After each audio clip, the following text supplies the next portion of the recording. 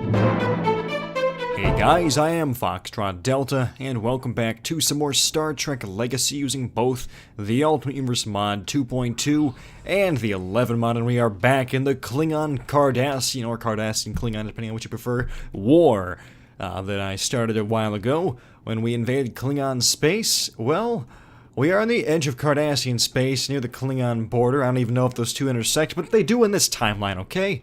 And wow, look at that. Actually, I'm going to turn the HUD back on. And anyway, the Klingons have launched a sneak attack against us in this relatively unprotected section of space. We have a Cardassian dry dock we're here to protect, and look at that. We actually have a ship inside the dry dock. That is really neat. That is so cool. Now, I'm assuming that vessel is actually part of the dry dock in itself, but it still looks incredible, my gosh.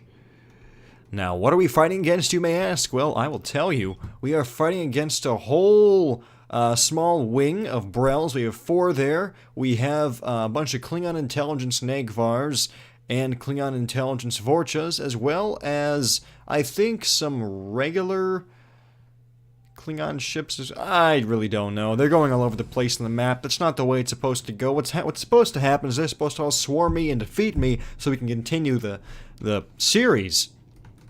But I think what's going to end up happening is we're going to just vaporize these Brels in about 3 seconds and then be done.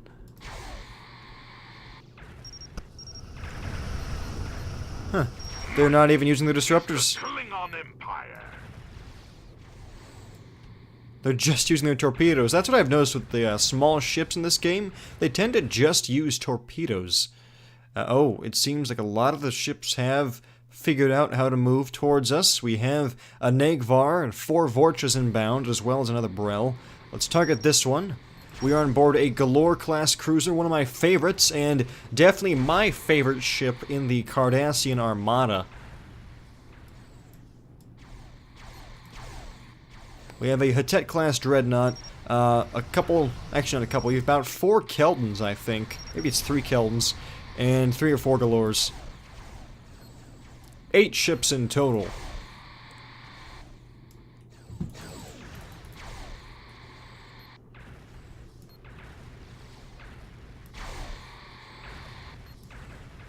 My disruptor fire will be the last thing you ever see again.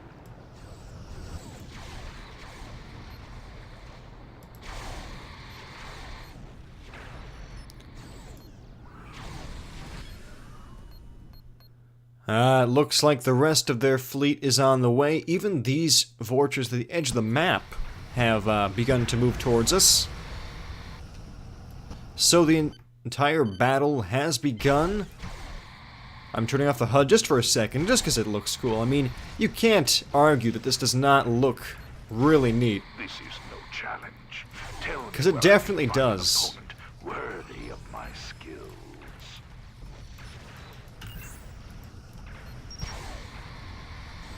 And isn't that one of the coolest things you guys have seen? Probably not, but it's one of the coolest things that I've seen. Oh, hey! The Brel there, I just saw it, did use their disruptors. It wasn't just torpedoes. Now, the larger Klingon ships have no problems with their disruptors. They will not withhold anything. They'll fire everything at you, including torpedoes. Yep. And disruptors. Which is good. That's what they're supposed to. Let's turn the HUD back on and see what we're doing. If that thing explodes, I don't want to be near it. Let's actually warp back towards the, toward the starbase. Or dry dock in this case. I could have chose a starbase as the target to defend, but I thought a dry dock would make more sense, just because, well, I hadn't actually seen one before. And it allows for ship production in this sector, which is probably an important thing when it comes to controlling various parts of space. Ooh, that Galore class is about to stop existing. It just did. Let's get out of here. We do not need that explosion messing with the rest of our fleet, especially since the shields are down on some of our ships. Let's target the Morka. Torpedoes are on the way. Ooh, the Hatet Dreadnought. I keep on calling it a Hatet Dreadnought. It's actually just a Hatet-class ship. Either a warship or a battleship, but I call it a Dreadnought from Star Trek Armada 3, where it was called the Hatet-class Dreadnought. You can understand why. It's gigantic.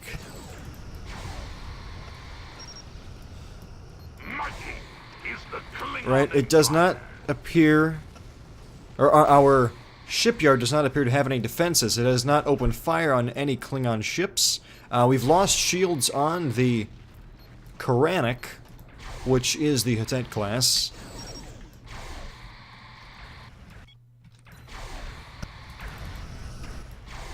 That whole thing I said about the Klingons swarming us and then defeating us, I think we're well on the path to that happening. I actually thought that that was not going to occur after, the Klingons all split up, but there's a lot of them. And they have a lot of weapons, and they're focusing their fire on the Hittite class, which is about to explode.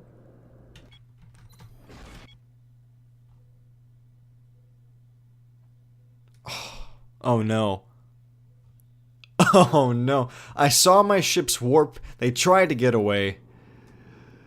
And then they didn't.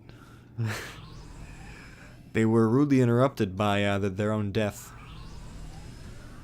It is just the shipyard and myself left. We are the sole... Sorry, I just blew it into my microphone there for a second, so it probably made a woof sound. We are the sole defenders of this sector. And our weapons don't do nearly enough damage. You honorless dog! I could definitely say that the Klingons are a great adversary for the Cardassians. Their weapons are not too powerful, and their ships are not too weak. Really makes for some cool battles. We've lost shields. I'm putting full power to the shields. I might have already been on full power to the shields, but obviously the shields went down anyway. Let's target the Morka. I was shooting that earlier. It's right over here. Let's open fire. Try to do some damage before we, well, lose everything. Now, keep in mind, I say that a lot. It's one of my catchphrases, it seems. Keep in mind that these are Klingon intelligence Nagvars, and Klingon intelligence... are they Klingon intelligence Vorchas as well? I think maybe some of them are. I'm not sure. We just lost... Well, we lost everything just now.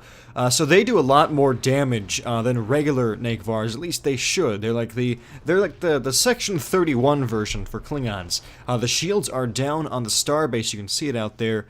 I'm assuming we're going to lose that any second. I don't know if the game will end before we lose it, but we did lose that battle to the Klingons. I actually underestimated the strength of the Klingons. I didn't think the battle would be over that quickly. I also didn't expect for my Hittite class to explode in such a spectacular manner so early in the battle and take out the rest of my fleet.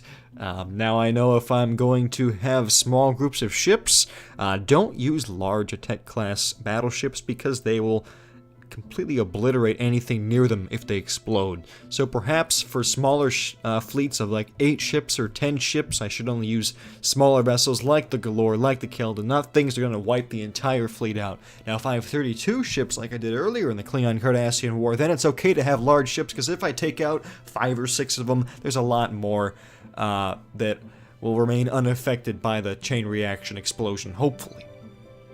Anyway, I've babbled on long enough about that. If you guys enjoyed this battle, well then please be sure to leave the video a like, and if you are not subscribed and you want to see more, well then please subscribe, because there is always more Star Trek Legacy on this channel. If for whatever reason you guys did not enjoy the video, however, I do apologize deeply for that, and I ask that you leave a comment in the comment section, and let me know how I can better improve the quality of the next videos that I produce, so that hopefully they will be awesome, and you guys will be able to find some entertainment when watching them, and they will be enjoyable. That is the goal.